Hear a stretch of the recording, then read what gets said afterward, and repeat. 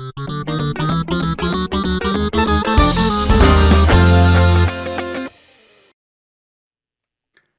everybody, welcome to Game Mess Mornings with your host, me, Jeff Grubb. I messed up this intro because I got rid of all the ad stuff in here. I'm your host from giantbomb.com, though. That's still true. Thank you for tuning in. In this episode, we're going to be talking about reviewing RPGs and how that should come with hazard pay. And I think Square Enix might be doing something with that Chrono Trigger. It's going to be a good one because we have Jesse Vitelli on the show. Jesse, how are you doing? I'm doing great. Thanks for having me. Yeah. Good Wednesday. Good Wednesday.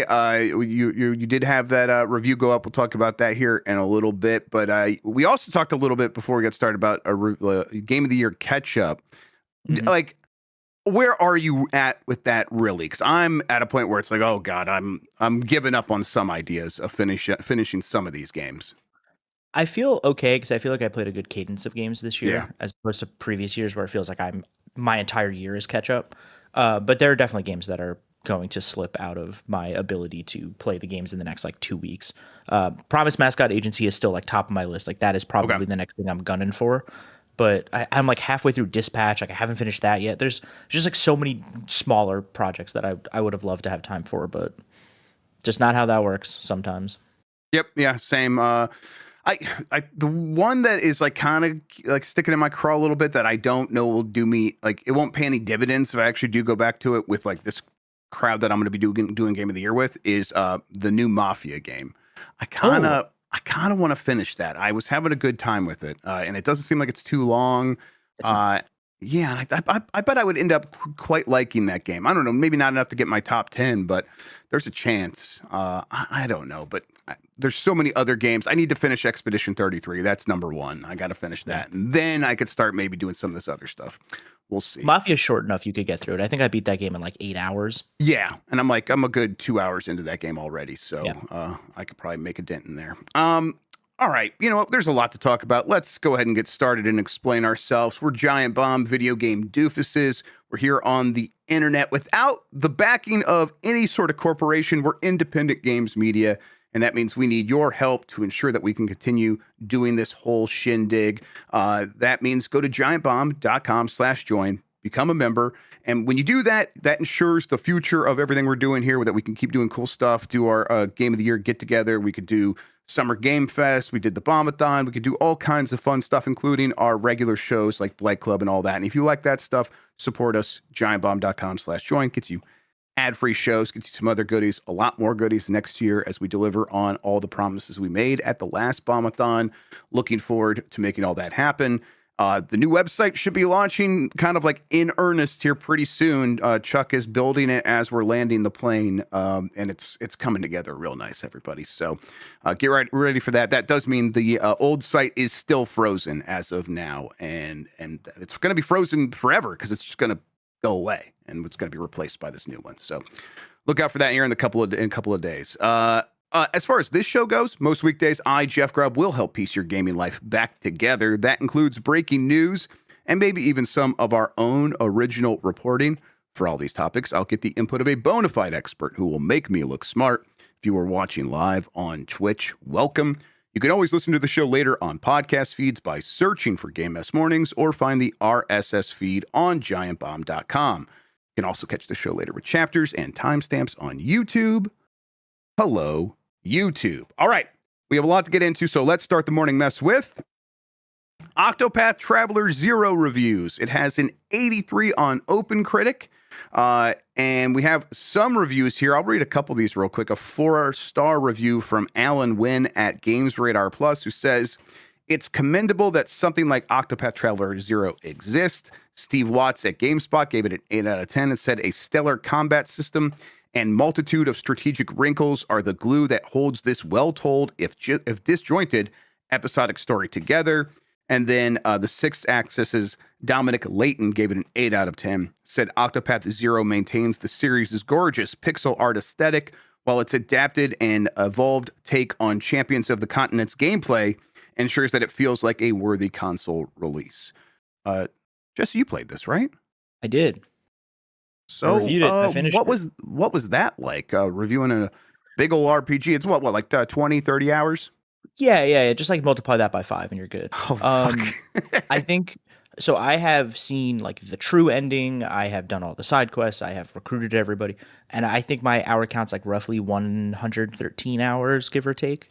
Some of that's idle time. I definitely like fell asleep while playing once or twice, so Sure, of course, yeah, within like a that's how it goes. 10-hour thing. But that game's really good. It's definitely uneven pacing wise. It's if you've played previous Octopath games, you kind of know like you're jumping around different stories a lot between the 8 characters. This game's a little more focused because you have a created main character that you then recruit people sort of Suikoden style. You've got a lot of party members you can deal with. And the story is not necessarily focused on the characters as much as it is like just the story that they have like put in front of you. Right. And it has some branching paths. Like, you'll go and there's 3 chapters that you'll do, and then they'll converge into one linear section, and then they'll divulge again into multiple Okay. chapters. And I think the sections of the 3 chapters are a little weaker just because they're shorter. They don't really give enough runtime to really do justice to the villains that they're trying to, set up. But when that game gives you a long stretch, like an 8-9 chapter section, I think it's some of the best stuff that game does. But it's long. Like, you're in it for the long haul. And I do think the best parts of the game are at the end. The last 20 hours or so is, I think, when that story really thrives. But how do you go to somebody in the beginning of December and go, you got to play like 50 hours before you really get into the meat of what this thing is trying to do? I don't think that's like a fair thing to say to somebody. I mean, there's going to be the sickos out there that want to hear exactly that, but they know who they are and they already know they're getting this game, right? Like when you're going to recommend this to someone who's unsure, that's a difficult thing to even explain, let alone get them excited about the prospect. Let's like hit some of the other aspects of it. Like maybe there are some winning factors here. Does the combat like hold up over this entire runtime? Were you still as engaged with the mechanics 90, 100 hours in?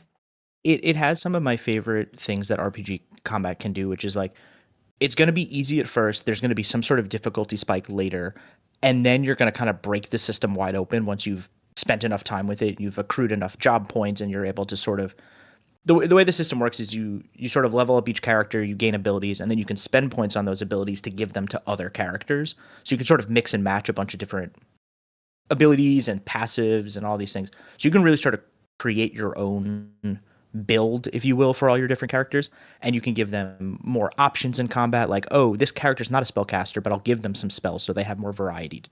And then there's some passives that are like 25% chance to take an extra turn. And it's when you get into that stuff that you start really starting to build into these like game breaking situations. Because the big thing about Octopath Zero is it's not just 4 people on the field, it's 8. So you have like a front row and back row that you're switching between to be able to like, oh, this character's not good at this fight, so let me like swap him to the back. He'll regenerate HP and mana or SP, whatever. And then this other character can do something. And so there's a lot of flexibility. I did find it kind of easy early on. Sure. And then it has like a difficulty spike in the middle. And then once I figured the system out, it kind of got easy again. I think it's easier than the previous games, but I also think that's just because you have more tools to work with. Yeah, sounds and like so I was engaged the whole time. Like there are definitely fights that ask you to lock in, but I never felt it was unfair. Except for maybe the last fight of the game. That's like a different scenario altogether. But I definitely felt that the combat was probably like the shining point of this game. It was the thing that I was. You can tell a game's combat is good is when you hit as many random encounters as you do, and you still do them. You don't just run away from them. You don't get like bored. You're like, I don't want to do this anymore. Like I was fighting every encounter I hit because I was just having a good time messing around with different ideas and tinkering. It's a game for the spreadsheet sickos. If you're somebody who loves to put everything into a spreadsheet and tinker, great game for you. How do you feel about like Square Enix's sort of the state of their RPGs, the state of HD 2D? Do you think this game is a indication that like they are kind of in a good place with the HD 2D games, and you expect more and better going forward from them, or what? I'm somebody who likes HD 2D a lot. I know it's starting to like wear on some people. They're like, oh, another I HD still like it a 2D lot game. too. Yeah. Yeah. I think between this and Dragon Quest, I think they've like really hit their stride. I do think with this game, because I don't want to like make assumptions here, but it does feel like some of the assets were never meant to be blown up to 4K resolution to 1440p, because some of them do look a little blurry because this is like a reimagining of the mobile game. So I think this game like visually looks a little worse than like an Octopath 2 or a Dragon Quest 1 and 2 HD 2D. Like it fits somewhere in the middle there. But I think more importantly, it's a really interesting sign that Square decided to take one of their mobile properties and make it Yeah. into a full-fledged console release.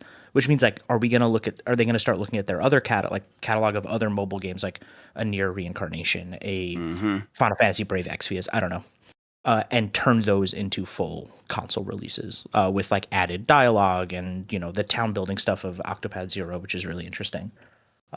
That's what I'm interested in knowing is what does this mean for their mobile catalog going forward? Games that were never really made available to people that refuse to play a mobile game, Yeah, I think at the very least, you're right. It's a sign that Square Enix sees that they leave money on the table when they take a franchise and just put it out as a new mobile game. Yeah. Maybe the strategy going forward will be like, okay, let's build these games in such a way that's like, hey, if it pops off on mobile, it makes all the money in the world. Great. If it does okay, though, let's make sure we're ready to take those assets and that work and quickly apply it to where that audience is on the consoles and on PC. Let's go bring it to where those people are. So it's like, okay, they're being mindful of that. I think that's pretty smart. I don't know. I'm interested to see. I hope HD2D just continues and they keep refining it and coming up with new ways of expressing that idea, because I think it's improved in terms of visuals over time. And I think that all the different kinds of RPG systems they've applied to that have also been mostly very interesting, or at least fun to play around with. Well, I guess the next question would be, before we move on then, is do you think we get like a Final Fantasy, like a new Final Fantasy in HD 2D style of any sort? Obviously, it wouldn't be Final Fantasy 17 or whatever it would be. Could you see them being like, you know what, this is a good way for us to keep Final Fantasy in people's minds and keep them happy and kind of play to the sickos in some ways? Or does that always have to be like the biggest, most expensive looking franchise? I don't know. I feel like, especially with something like Final Fantasy VII, right, where they've kind of spun it off into like, here's like a battle royale game, here's like the Ever Crisis, like the mobile game. I could definitely see a spin-off somewhere down the line, them wanting to use the HD 2D style. Like they obviously did the Pixel remasters, whatever, a couple years ago. But I don't see why they wouldn't at least want to experiment with HD 2D for Final Fantasy, especially because there's such a large older audience that is like, we miss the pixel, we miss the pixel art, we miss all of this. Like we'd love to have a game like that. I'm So Jeff maybe Grubb a and I miss smaller the pixel. project. I miss the pixel. I miss that movie Pixels with, I don't know who was in that movie. That was Adam Sandler's best work. Yeah. I wanted to say Adam Sandler, but I was like, it feels like an Adam Sandler movie. But yeah, I don't know. Final Fantasy is an interesting one. I don't think, like you said, 17 wouldn't be Pixel remaster, no way, or HD 2D. But I could see a smaller side project or like a spinoff, them just trying something out. Absolutely, why not? You got it. You got all the assets for it. Like, And the games seem to be like, when they do make HD 2D games, they get attention and they seem to sell. So and it's got to be a little bit more affordable to produce a game like that, I would hope. So we'll see. Okay. The other reviews are in for Metroid Prime 4 Beyond. This popped off yesterday, but we talked a little bit about it on the Bombcast. Settling in on OpenCritic, at least at an 82 so far. Logan Plant at IGN said Metroid Prime 4 Beyond is an excellent, if relatively uneven, revival that reaches heights worthy of the Metroid name in its best moments. 3 out of 5 from Alex Donaldson at Eurogamer. Metroid Prime 4 Beyond is enjoyable enough and has glimpses of vintage Metroid shining through. But this game could and should have been so much more. 8 out of 10 from Steve Watts at GameSpot. High highs and middling lows make Metroid Prime 4's return uneven. It's like a lot of people hitting this idea of like, hey, when it's the Metroid game I was hoping for, it's awesome and kind of better than any Metroid game before it. When it's doing anything else, it is maybe often mid. I'm like, I need to see this game for myself, Jesse. That's where I continue to be. Yeah. We've been talking about it for forever, and in the last couple of days, especially now as the reviews have come out, been kind of talking till I'm blue in the face with people who either have been playing it or people who've been reading these reviews, and it's like, wow, what don't people like about this game? And it's like, I don't even think there's not much they don't like about it. There's just some things about it that are missing. Like, there's no negative reviews on Metacritic or OpenCritic. It's all like at worst mixed, but this is a series that traditionally has had over 90s on these aggregation websites. So I don't know. How are you feeling about it all? Have you been talking to anyone who's been playing it? Are you still planning to play it the first moment it drops? I don't know. How do you feel about it? Yeah, so I got to play a little bit of it back at that preview a couple weeks ago, where we played the forest level, Fury Yes, Green, right. and I walked away like pretty stoked on it. Like, sure, there's a lot of talk about the companion Miles McKenzie. Like, it always felt to me like they were gonna just kind of ship him off and put him somewhere and be like, okay, that was for this section. You'll get a new guy for the next section, and that's what it sounds like. I don't know. I think the biggest thing for me of the things that I've heard about this game is that it's very like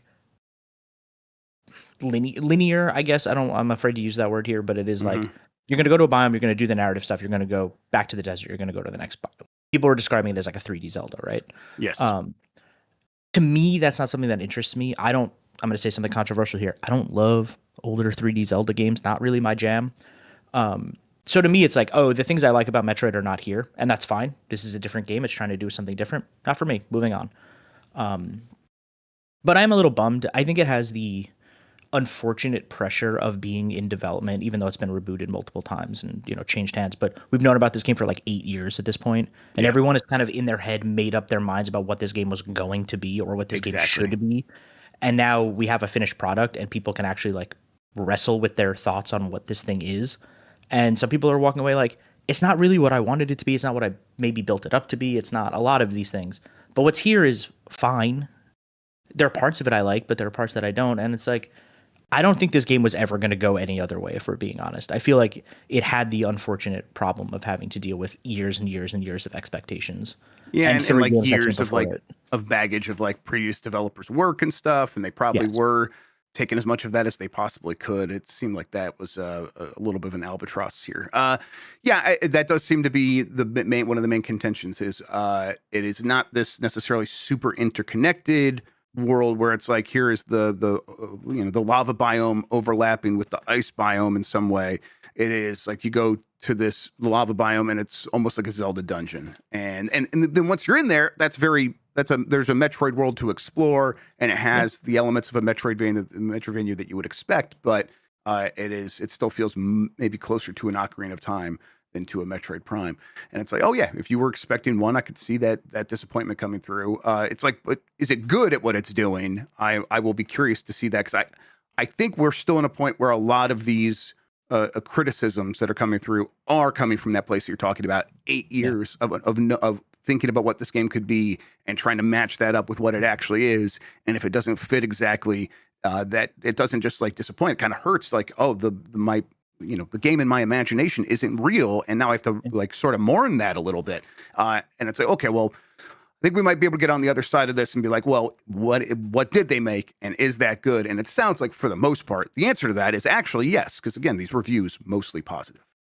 Yeah. And that's the thing, right? Is you always have that first wave. You always have the reviewers and then the people who have like kind of played a little bit of it and have be able to talk about it. And then, give it a couple weeks, you see sort of what the wider audience thinks. And Yeah. we usually land somewhere in the middle. Yep. Like, Exactly. All right, let's get to this next story. Yacht Club Games describes Mina the Hollower as a make or break game. This is from Ben Lyons at Game Reactor.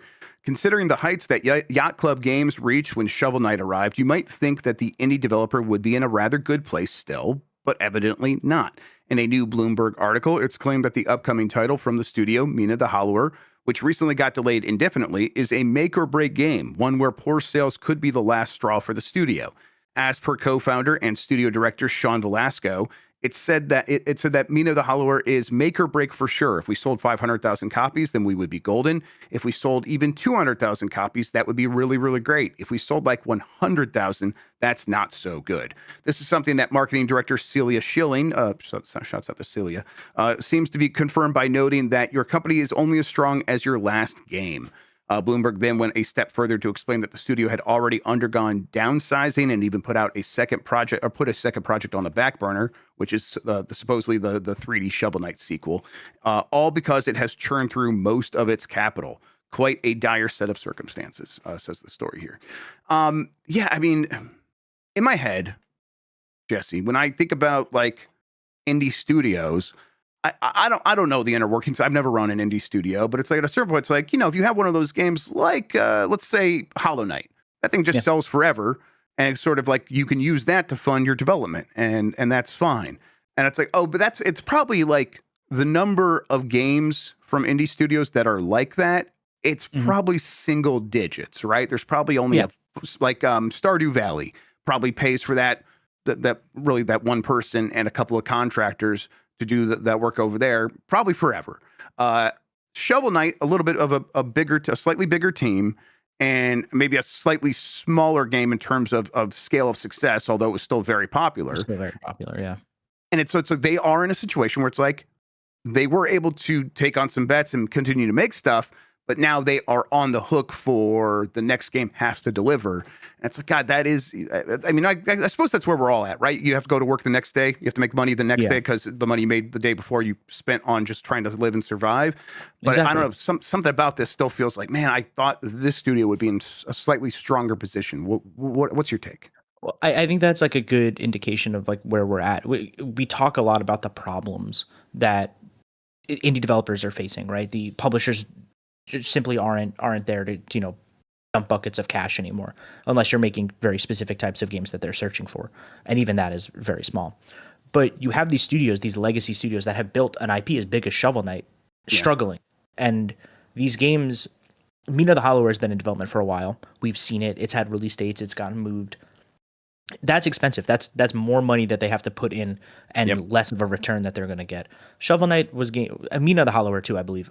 They were kickstarted they got some funding through Kickstarter. I know for Shovel Knight definitely. I think for Mina. I think that's right. And it's one of these things where it's like that money will eventually run out, and no matter how much money you're bringing in from something like Shovel Knight, like eventually the books are going to balance, right?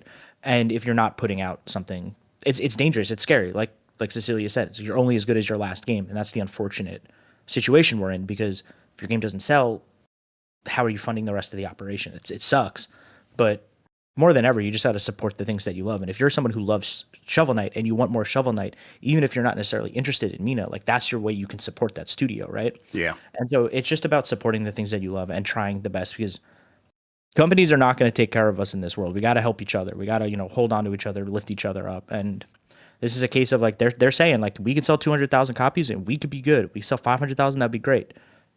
That's your answer. It's just, unfortunately, it falls on us, the consumer, to help, because no one else is coming the games to help. we want. Yeah, I think that's that is where it breaks down. Like, people in the chat are like, they went for a long time. There was a Wii U game. I played Shovel Knight on 3DS and stuff like that. Yeah, for sure. But the terrifying prospect of working on a game like Mina for so long and being like, it is make or break still, regardless of all the other things of how long we were able to go. This game has to sell or else it is done. And it's not like it's implausible that a game like Mina comes out and completely misses. And people aren't like, it's a 7 out of 10 indie game in a world where many of the games nominated the Game Awards across all the categories, including the Game Awards, and some of the top rated games of the year are from indie studios of one stripe or another. And so, okay, so you're not going to stand out. You kind of have to rely on people being like, I like this studio, so I guess I'll try this out, even though I'm not as excited as I once was. Yeah. It like, people are not that magnanimous usually. We're being tight with our money right now. We're maybe tighter than most than we have been recently. And so it's like, it's got to hit. That's almost certainly why they delayed it, is to make sure that it's going to be as good as possible so that they can eke out that extra 10,000 in sales here or there. I think that is just an illustration of the plight of making games in general, of course. Yes. Like, this is just what it looks like. And there was a time where if you put out a game that had any sort of cachet, any sort of high profile, it would reach a certain sales threshold just on the strength of being a new video game. We are far away from that world now with hundreds of games launching on Steam every week, right? It's completely different. Yeah, it's a tough market to be in. And like I said, everyone's been talking about how tough it's been for developers. It's been a tough year for everyone, but for developers, it's been especially tough. Everyone's vying for limited time, and so much of the younger generation is wrapped up in live service games that is the game that they play. They play their Roblox, they play their Fortnite, they play whatever. And it's hard to get these games in front of people and pull them away from the thing that they're already spending their time on. It is a money issue, especially, in some parts where it's like money's really tight for a lot of people right now. But it's also a time thing. You only have so much time in the day. And if you're somebody who's got to log on and do their dailies and, do grow a garden or whatever, like that's your gaming time. You're not going to really branch out for something unless it's like you said, like a 10 out of 10, a 9 out of 10. If you see a 7 out of 10 indie game and you're not somebody who normally veers away from the thing you're comfortable with, that's not going to be the thing you veer away for. And so it's an uphill battle, and every day is, tough. And even for legacy developers, like it's a scary world out there when you're trying to put out a game. It's magic that games get made at all. Yes. When you look at the battles that they fight every day to get just something done, and then for it to ship and, not hit what they need it to hit. It's tough. Yeah, and that's a good point from chat that because it is the Kickstarter game that you mentioned. There's a significant portion of the audience that is obsessed with the studio that already paid for this game, is already getting paid it up front. Right. That as said, that capital has been spent. So yeah. We'll see. I think there is other stories here that are sort of similar to this for other older developers. We'll get to here in a second. First, though, we're going to take a break. If you want to skip out on these, what we do is we make an ad-free version of this show. If there's an audio feed and a video feed, you get that by going to giantbomb.com/join. If you get that, you could skip out on this right here, these messages from our sponsors.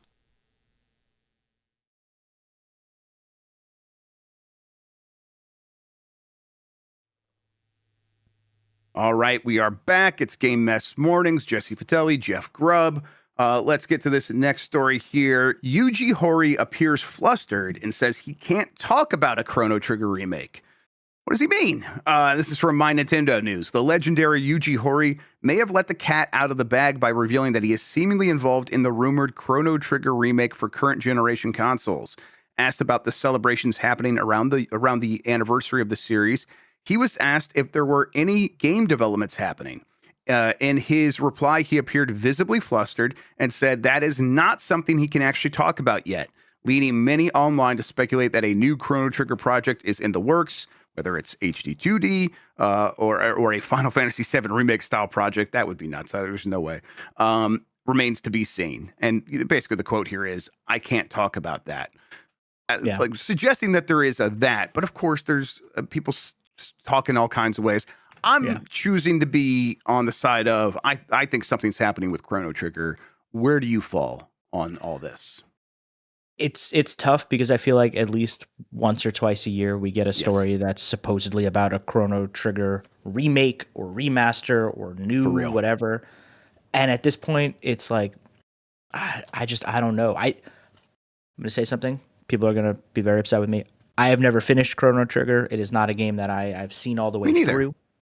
So I apologize. I know I was just talking about being an RPG sicko, and I haven't played a seminal work. I understand that.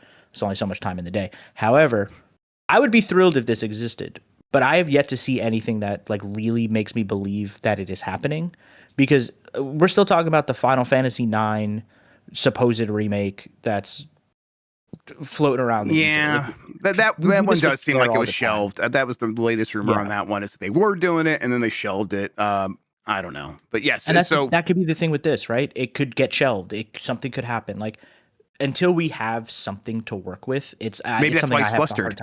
Maybe that's why he can't talk about it. Yeah, maybe. Yeah, exactly. It could be any number of things happening here where it's like there was something in the works, and maybe it's still like in limbo, and he's just like, I can't talk about that. Like I'm trying to figure it out myself. So sure. It would make sense though. It does feel like Chrono Trigger is one of those franchises. Like, so the recent history of Square Enix has been them putting out a lot of different kinds of games. There was a couple years there where they had like 5 or 6, 7 titles out there. Yeah. That were like, I'm struggling to remember any of their names, but like weird little strategy RPG games and all this other stuff. And they Harvestella, Various Daylife, yes. Triangle Strategy, yes. Diofield Chronicles. Diofield Chronicles is the one I was thinking of. Yes. Yeah, so they had a lot of that stuff, and I overall was a relatively big fan of those works, but they didn't sell, and they were having some issues overall with cash flow. So they were like, "Hey, after that initiative, we are going to shift to this other way of doing things, and that is focusing on our biggest IP and kind of doing fewer games, but bigger or ones that might have a bigger splash." To me, Chrono Trigger does definitely still fall into that category. And so if Final Fantasy IX got put off to the side because they're like, let's just hold on here, I still think Chrono Trigger might have been able to survive that. And then if they do that, also they could set up a future where it's like, okay, we have reestablished Chrono Cross already, and now here's Chrono Trigger. Let's make a new Chrono game, and that feels like that could be a massive splash if they were to do that. Does that sound right to you? I mean, it makes sense to me. Like, right, like it is this game that people are constantly asking about, constantly asking for. They want more. Like I said, it's a seminal work for RPGs. It's something that so many people just desire.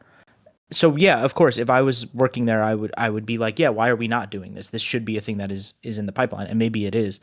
I just have a hard time believing it because we've been talking about it for so long and it hasn't happened. It's reaching that like Half-Life 3 for me, where it's like, okay, you know, whatever. And now we're in a world where like maybe that's happening. So I don't want to like completely discount like a Chrono Trigger remake of some sorts, but I need something a little more concrete personally before I can get behind this, because I'm not going to let myself get excited about something that might never see the light of day. Yep, and game development just does seem so harrowing and so many pitfalls that even if something was happening, it could have fallen apart. So you're right. Still no concrete announcement or confirmation or anything here. One guy being flustered and saying, I can't talk about that is all we have. So we'll see. All right. But not really. Don't do that. Leave the man alone. No, yeah, just leave the guy alone, for crying out loud. Helldivers 2 cuts its install size from around 154 gigabytes to 23 gigabytes in a beta you can opt into now. This is from Joshua Wolins at PC Gamer.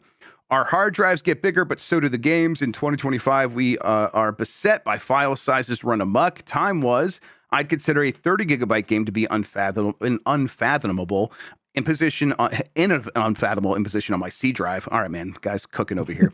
How young and naive I was. As we speak, multiple games north of 100 or even 200 gigabytes are spreading across disks. But that number just decreased by 1. In an update on Steam, Arrowhead announced that it has performed some manner of warlockery and reduced the footprint of Helldivers 2 by 85%. That's crazy. Nuts. Basically, they said here, by completely deduplicating our data, we were able to reduce the PC installation size from 154 gigabytes to 23 gigabytes, saving 131 gigabytes. It's crazy. This is, I think, mostly about that technique of duplicating assets across the install so that hard drives can retrieve a certain thing faster. Instead of having to go search through the entire database, it's in multiple points on the database. So the disk only has to spin, a fraction of an inch instead of a full inch or something like that. I don't know how hard drives work. Those still seem like magic to me. I guess the thing here might be fuck hard drive owners, but fuck hard drive owners. Like, if you're still playing games, like Helldivers 2 is a game you probably play on a pretty decent PC, if that's what we're talking about here, with and you're going to get your RTX 50 series card and you're going to install the game on a hard drive in 2025. No way, right? That's got to be less than 2% of people. Let's be generous and say 5% of people do that. It's time to upgrade to the SSD. I don't know how you've made it this far. And like you said, like you have all these other high-end components, but like you're still running a hard drive. Like how did we, like, they're not, money is money. Yes. Like, so people have very different financial circumstances. Right. But of all the parts of your computer that you could upgrade, your hard drive is not the most expensive part. No, and it's not just not most expensive. SSD compared to hard drive is the biggest bang for your buck upgrade you can make, even more so than your GPU or CPU. Seriously. Like, go install your games on an SSD, everybody. It'll change your life. It'll really so much better. Yeah. I mean, can you remember the first time you used an operating system that was on an SSD instead of a hard drive? Do you remember how you felt? Like, computers are kind of good now. Yeah. Do that. Magic. Yes, and if you have it, as Chuck says, an NVMe SSD, but even SATA. Like, I'm fine with SATA SSD if that's what you got, if that's what all you have in your system. But so this is maybe a moment here where it's like, I think developers are going to be like, Helldivers 2 did it, maybe we can do it. And I'm not going to expect here in the next 6 months that we wake up, Jesse, and Call of Duty is suddenly a reasonable size. But I No. think there's a chance that we'll see fewer games that are approaching that 200 gigabyte size going forward if this becomes the standard. And I hope it does. I wonder if it's like does the Steam hardware survey like say how many people just have hard drives in their systems or how many people use hard drives to play games? I bet it's just have hard drives in their systems, which is I feel fine. like they're getting the data from somewhere, right? Like Yeah. they have to have the number to prove that like this was part of the reason we did this entire endeavor. So I don't know what the exact question is, but they got the data somewhere that there's a lot of people with hard drives playing, or enough people with hard drives playing Helldivers too. Yeah. Avid Demon says, I'm a dumb idiot who doesn't know anything that is being discussed. I'll put it in the most simple terms. Hard drive has a spinning disk. Mhm. Solid state drive is there's no moving components. Just inherently that makes it faster. It's able to like, instead of having to like spin the disk to find the asset in the game, there is just an SSD there that has it stored in a static way that the computer always knows exactly where it is and can retrieve it almost instantly. Um, yeah, SSDs probably are going to get more expensive. Everything's getting more expensive, Yeah. but yeah, you should still just get like a gaming drive for a 1 terabyte, and you'll be good. And just Yeah. keep like clear out the fridge when it's time. 131 gigabytes saved. That is a huge number. I would not have That's like 4 expected other that. games you could put Yes, on your hard drive that are not Call of Duty. It's right. great. I remember like hearing about this early on. This idea that like, oh, hard drive games have to duplicate the data. It's something they started doing when games were played directly off of a DVD or a Blu-ray disc. And Yeah. it's like, oh, okay, yeah, that makes sense that is necessary. But when they get rid of that, how much is that really going to save? It's going to save 20%, maybe optimistically. And here it is, way, way more than that. It's kind of incredible. Ron Gilbert cancels RPG project due to lack of support and funding. This is from Sophie McAvoy at GamesIndustry.biz. Games veteran Ron Gilbert has stopped developing his untitled RPG project, once described as classic Zelda meets Diablo meets Thimbleweed Park. During a recent interview with Ars Technica, Gilbert expanded on various issues during production, including a small 3-person team and a lack of funding support. I just didn't have the money or the time to build a big open world game like that, he noted. It's either a passion project you spend 10 years on, or you just need a bunch of money to be able to hire people and resources. Gilbert explained that he had pitched the concept, but the deals that publishers were offering were just horrible. Doing a pixelated old school Zelda thing isn't the big hot item, so publishers look at us and they didn't look at it as if we're going to make 100 million and it's worth investing in, he said. The amount of money they're willing to put up and the deals they were offering just made absolutely no sense to me to go do this. He went on to note how publishers are very analytics driven, which makes it difficult to pitch concepts compared to when he started his career. They have formulas that they apply to games to try to figure out how much money they could make. And in the end, you end up giving a whole lot of games end up getting a whole lot of games that look exactly the same as last year's games because that's what made money.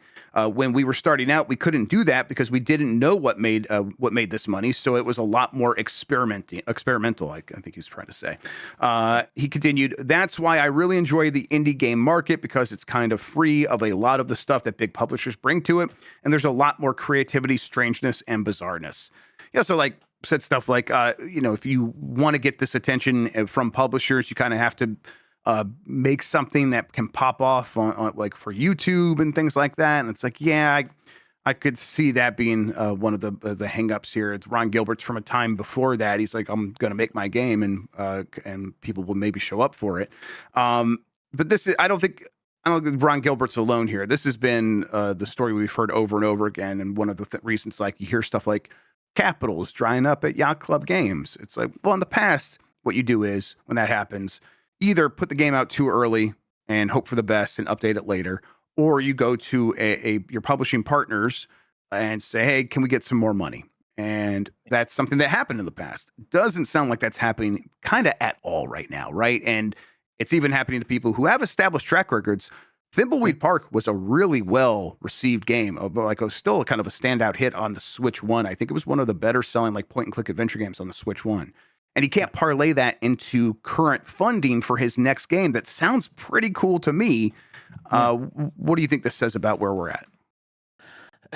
I think a lot of publishers are always looking like backward, right? They're always like, okay, well, Yes. like what's the next Balatro? What's the next Peak? What's the next Everyone's on their heels. Everyone's PUBG? terrified of making a mistake. Yeah. So everyone has to be like, The most risk averse we've ever been. yes. Yeah. But they should be looking forward, right? Because like you can't really predict what the next game that's gonna pop off is. But you can look at cool games and be like, this has a really good chance at finding an audience and making a decent buck.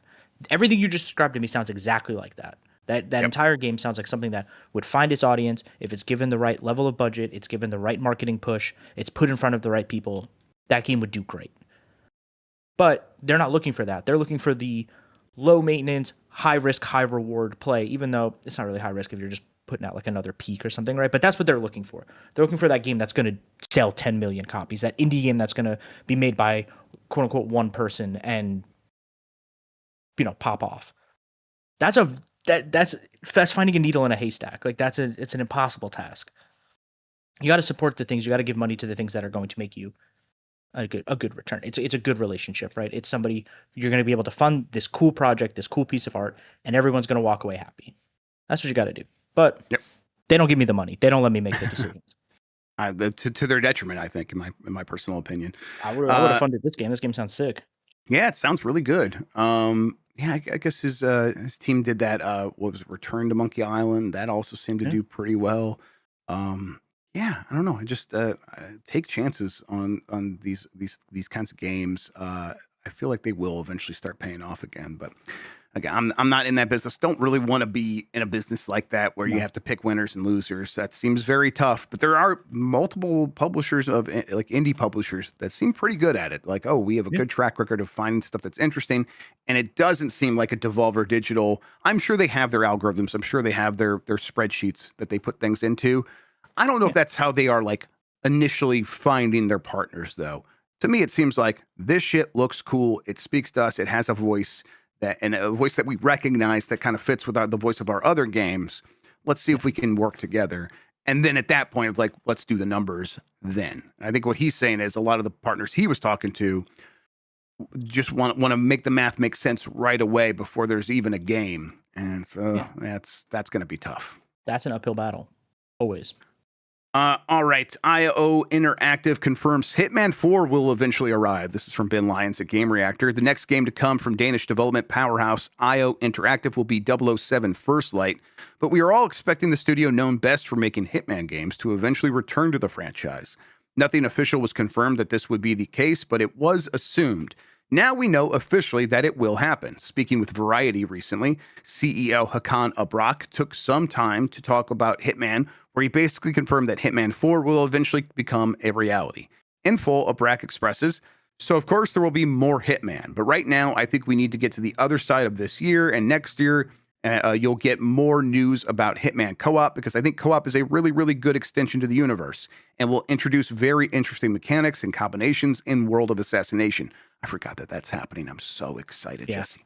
But we will, after that, be talking about the next Hitman, because, of course, there's going to be a next Hitman. They are still on, like, this side of 007 First Light. That game does have to happen. I'll say every time I see that game, more and more excited. I think it looks like they really have found something that will work for that. I don't think I'm not talking about a game of the year contender, but a solid licensed game that looks like a pretty fun romp with some IO sauce poured on top. So it's like there will be moments where it feels a little bit more like Hitman, and sometimes where it feels a little bit more like an action game. And when I was in a hands-off preview with them, like my question is like, how do you deal with the pacing between these two ideas of like the Hitman style levels versus the just run and gun scripted levels? And you could tell like they almost all looked at each other like, this is the thing we talk about the most. We want to make sure that that pacing is really good. And so I have some faith that they're going to make this game really sing. After that, though, I'm sure if James Bond does really well, they'll keep making those games. Hitman has been their bread and butter and really has found its footing in terms of being like this ongoing sort of live service single player style game. And they're going to want to return to that.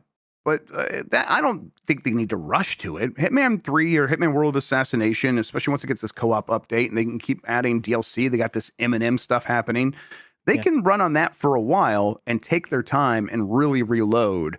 So I'm not expecting a Hitman 4 anytime soon. How about you?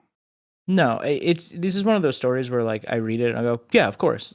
The people that made Hitman got offered the Bond license. They're Yeah. obviously going to take that. They're super stoked about it.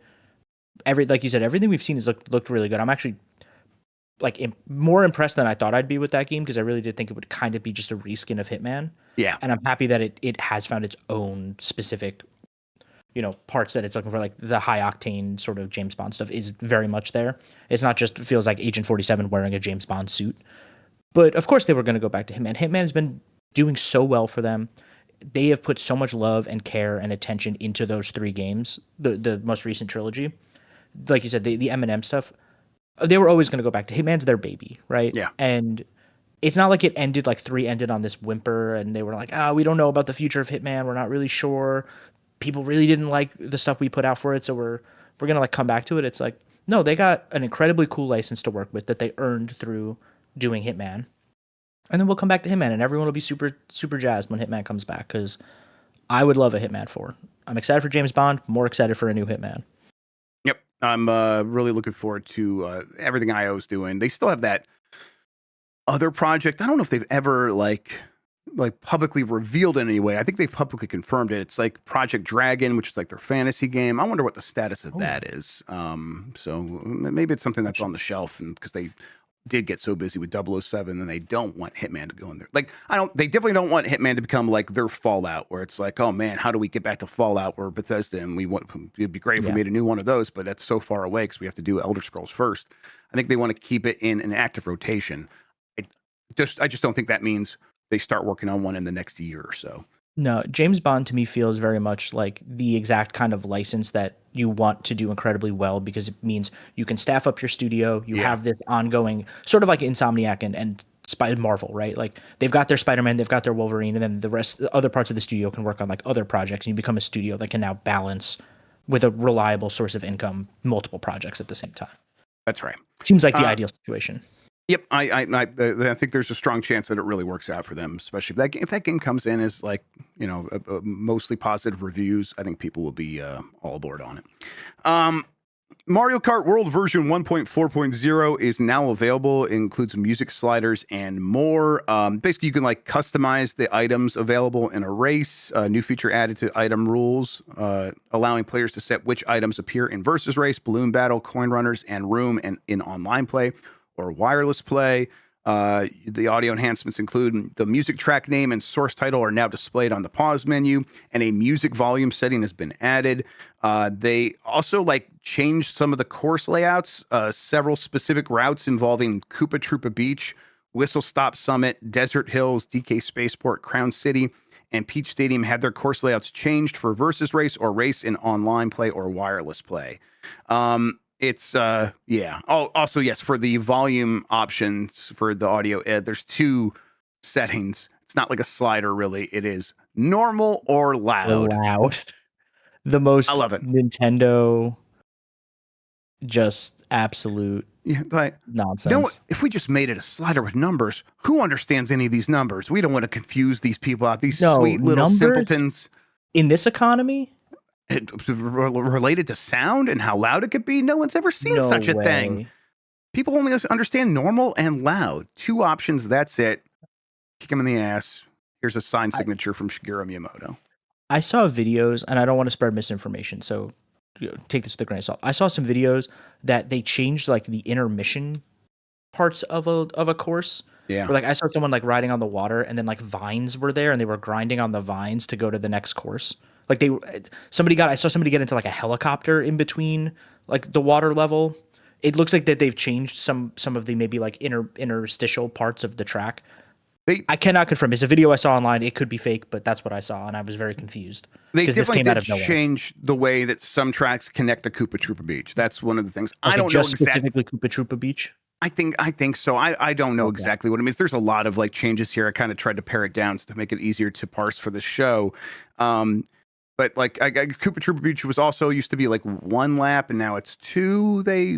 Things like that. They're making changes to this game. It seems like they are responding to some of the criticisms. I don't know. We'll see. Maybe they'll keep up. No fanfare. This just came out. Yeah. It feels pretty substantial for something that just showed up. Yeah, there's quite a few other improvements and adjustments here, and they fixed some bugs and stuff like that. So yeah, but they didn't like put it in a blog post or anything like that, and definitely Nope. did not have like a direct announcement for it. So I do wonder how they feel about Mario Kart World because the game is selling like crazy, but it's because mostly it's attached to the Switch too. Although Yeah. I don't think that's the main reason it's selling. It's Mario Kart. That's the main reason it's selling. But I wonder what they Absolutely. think that the long-term sort of prospect is for that game, if it's similar to Mario Kart 8, and if they feel they need to do anything to kind of ensure that it can perform similarly. We'll have to see. Last story here: Naughty Dog's Intergalactic: The Heretic Prophet is reportedly still years from release, and don't expect to see it all at the Game Awards. I over the break I was posting about this. Colin Moriarty, who he had he was on some podcast and I guess was speculating about the game maybe coming out next year and being at the Game Awards.